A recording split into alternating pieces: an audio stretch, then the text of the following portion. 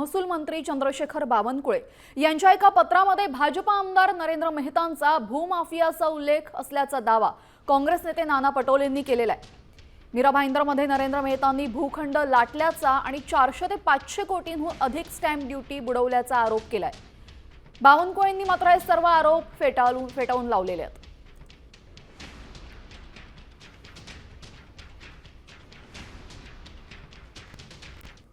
चंद्रशेखर बावनकुळेंनी जे पत्र विभागाला पाठवलं त्या पत्रावर भूमाफिया नरेंद्र लालचंद मेहता असा उल्लेख करून त्यांचे आमदार हे भूमाफिया आहेत, आदिवासीच्या जमिनी ताब्यात घेतल्यात, त्या भागात राहणाऱ्या गुजरातींच्या जमिनी ताब्यात घेतल्यात, अनेक मराठी भाषिकांच्या जमिनी ताब्यात घेतल्या। म्हणजे आता भूमाफिया हा शब्द राज्याच्या महसूल मंत्र्यांनी स्वतः आपल्या आमदारांच्या बद्दल व्यक्त केलेला आहे।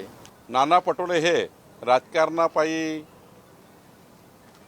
आणि पार्टीबाजीमुळे बुद्धीपुरस्पर आमदार नरेंद्र मेहतांना या ठिकाणी आरोपी करण्याचा प्रयत्न करतात आहे। ठीक आहे, नरेंद्र मेहताबद्दल तक्रार असेल तर ती खाली पाठवलेली आहे, त्यावर आता योग्य चौकशी आमचे IGR करतील।